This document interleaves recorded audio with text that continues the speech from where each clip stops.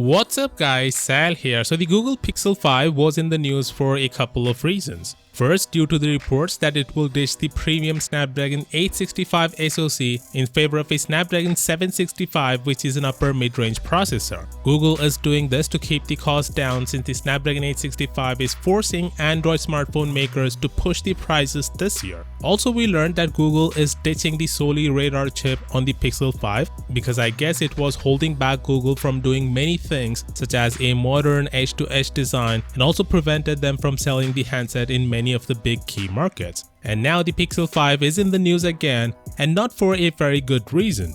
You see, usually Google launches their flagship Pixel lineup in October every year, but that may not be the case this year. John Prosser, a good friend and also a reputed leaker, tweeted that the Pixel 5 may actually be delayed. He didn't mention by how much, but he also tweeted that another Pixel phone, the Pixel 4a, has also been delayed and now will be announced on 13th of July and will go on sale from August. For comparison, Google launched the Pixel 3a in May last year. The reason for the delay is not because of the supply chain issues, but rather due to the market conditions, as John explains, which makes sense as the majority of Western countries are still locked down. Even though the countries have been easing the lockdown a bit, but still to many people their finances are uncertain and they are less likely to spend money on mobile devices, which have been proven by the sluggish sales of the Galaxy S20 series and every other new phone that has been launched this year.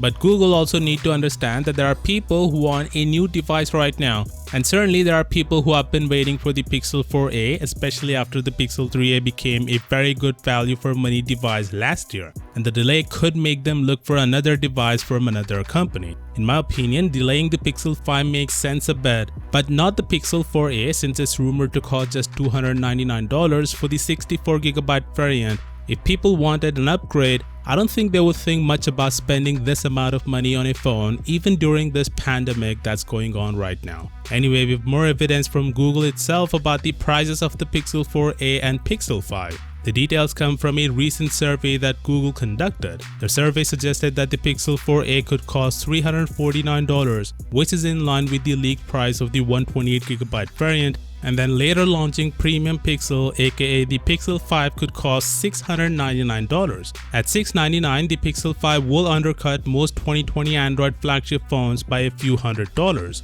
While the Snapdragon 765 chipset may disappoint a few buyers, the Pixel 5 could still be able to attract a lot of them with a $699 price tag and best-in-class camera performance. Anyway, let me know what do you think. At $699, do you think Pixel 5 has a better chance of competing against the best-in-class Android flagships? Let me know down in the comments. As always, I'll see you tomorrow. Peace out.